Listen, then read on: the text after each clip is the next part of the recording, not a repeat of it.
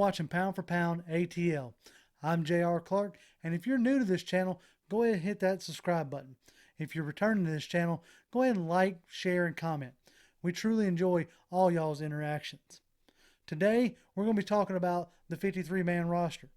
We're about midway through the preseason, and it's time to really start looking towards what this 2019 roster is going to look like.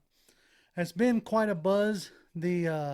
I guess this week, really, Dan Quinn made a comment about potentially carrying 7 wide receivers. And so that struck some people as odd, I guess you could say. So I went back and looked, and last year we carried 6 wide receivers. So carrying an extra wide receiver wouldn't be that big of a deal. So, you know me, that got me thinking, who could be that wide receiver? Is that something that is set in stone? And what I really come up with, and it was something that was hit on this morning on the radio, and y'all may have seen it somewhere, on Twitter or whatnot, but I think it's really going to come down to who wins the return battle, whether it be Kenyon Barner or whether Marcus Green coming off that hamstring injury, if he can make an impact these last 2 or 3 games.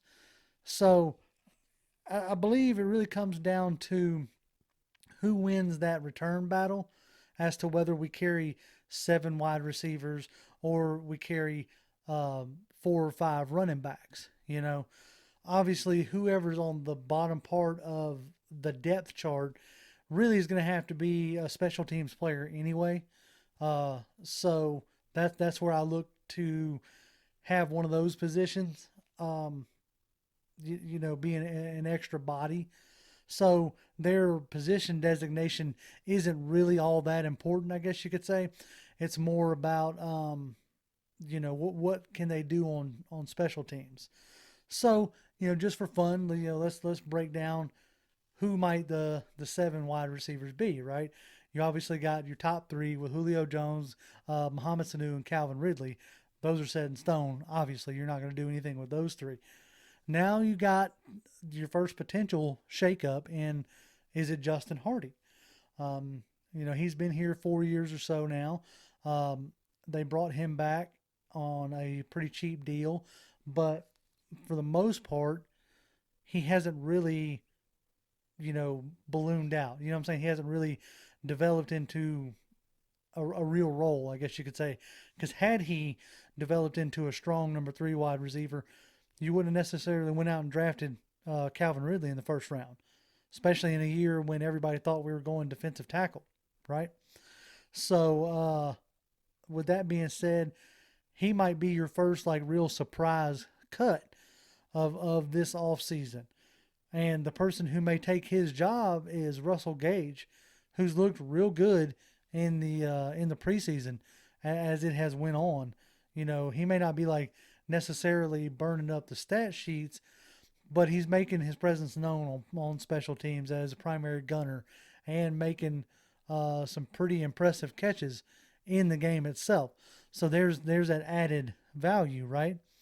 So that could be your number 4, right? So let's just go ahead and pencil in. Let's go ahead and pencil in Gage there, right? Your number 4. Say he overtakes Hardy.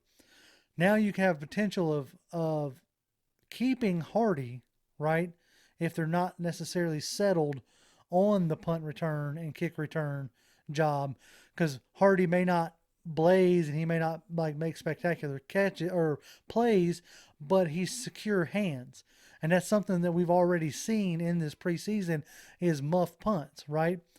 So that may be thinking in their head that, we may need to hold on to this guy. So let's just say we hold on to Hardy, all right? So that gives you 5 right there, okay? So who are the other 2 that might make up that 7? Well, then you got Christian Blake, who's been looking real good in the preseason. And then you got the undrafted kid, Almade Zacchaeus out of Virginia. Now, he's been the talk of the camp. I know he's been back there on kick returns during practice. I'm not 100% sure if I remember seeing him back there in the game, but that's something to monitor going forward. So If you fill out the back end with Christian Blake and OZ, then that's a pretty decent, stable of wide receivers there. So now let's take a look if we decide to keep an extra running back. Well, last year we had 3 running backs on the roster. That was Devontae Freeman, Tevin Coleman, and Ito Smith, right? Obviously, Devontae got hurt. Towards the end of the year, we ended up bringing Brian Hill back. So that gave us 4 wide receivers on the roster.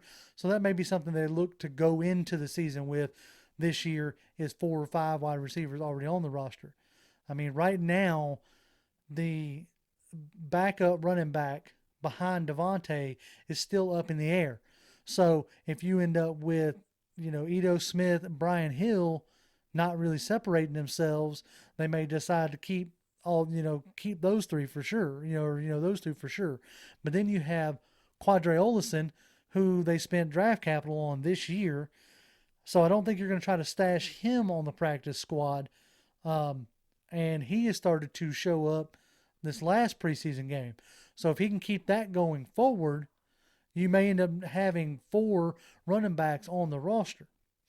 Now, where that ends up being interesting is that I really believe that Ricky Ortiz is not long for this roster, I guess is what I'm getting at. I don't necessarily see them keeping Ricky Ortiz when you have a guy like Luke Stoker on the roster who can play that tight end fullback position. Now that's versatility. He can do 2 different jobs and free you up a spot to keep somebody else, right? So it wouldn't surprise me one bit if towards the end of the preseason that they go ahead and cut him loose. You've already kind of seen it at the beginning of the Miami game. You had Stoker lined up in a fullback position. Now he didn't run that play, but you had that look already. Like he motioned back out and went back up on the line. But when they broke huddle, he was lined up in the fullback position. So that's really interesting there to me. So I believe by being able to let go of Ricky Ortiz, that could free up a roster spot to keep keep Quadre Olison and Brian Hill and Ito Smith all on the active 53. Which, if you go back and look at some of the stuff that Dirk Cutter's done, he's like to have a decent amount of running backs, especially in his days in Tampa. Now, that could be because they didn't necessarily have a workhorse back, but you don't really know the philosophy there. I'm just giving you what I saw as far as roster similarities. So, moving right along, we talked about the running backs and we talked about, the wide receivers. It leads you to wonder, how many offensive linemen and defensive linemen we're going to keep. I have it pegged to be about the same as we did last year, which is 9 each. 9 offensive linemen and 9 defensive linemen. So if you keep those guys, that number, that gives you a pretty decent depth. And we have probably the strongest 9 offensive linemen we've had in a while. So hopefully, if somebody does go down, somebody else can step up in their place, right? So that brings me to the defensive side of the ball. If you keep 9 defensive linemen and you keep 6 linebackers, right? That's a backup for each linebacker position. It'd be interesting to see if they make a move with Duke Riley. If they trade him out for, a Jermaine Grace, who's looked pretty good in preseason. Now, albeit Duke Riley's been hurt, so he has the rest of the preseason. I think he started practicing again today, which means he probably won't play in Thursday's game. So he's got to hope to get back to show him that, he's improved, because, he may find himself on the outside looking in. Because if you're keeping, 6 linebackers and you're keeping 10 defensive backs, which is what they kept last year, then, like I said, Duke Riley could find himself on the outside looking in, with guys like Foye Lucanu and Jermaine Grace looking real good, and Austin Larkin, looking good as far as like the plays that he's been putting up this preseason. I guess what I'm really getting at is this year I feel like we have a better depth than we've had in a while, and that's a good problem to have, which allows you to do things like what we did this week, which was trade Eric Saubert away to the Patriots, right? Yeah, they may have liked what they saw as far as possibly pass catching, but if I had to take a real guess at it, they weren't really impressed by what they saw on special teams. But if you watch what he did in the games, he wasn't really looking all that impressive himself, so they could just been like, okay, we're going to cut bait with this guy anyway. So why not just go ahead and get something for him? So you got a conditional 7th round pick, and I'm sure everybody's going to groan for the rest of the preseason and into the season every time he catches a pass from Tom Brady, if they end up keeping him. But that's the breaks. I mean, you have Austin Hooper, you have your tight end of the future, and you know Eric Saubert had a chance to separate himself, especially last year, and he didn't. And he obviously wasn't impressing the coaches up to this point, so they felt good about letting him go. It could be something that the way he interacted with Malarkey. We'll probably never know, but at least you got something for him, and that's something that we haven't done in the past few years. So it's good to see that.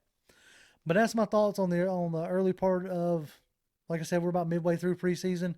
So I was just kind of thinking about with Dan Quinn making the comments on the possibly keeping 7 wide receivers. It really got me thinking about who could be staying and who could be going. So put your comments down below who you think is going. Maybe somebody I didn't touch on, maybe something like like a Rashid Hageman or something like that. So put your comments down below. Love to hear y'all's thoughts.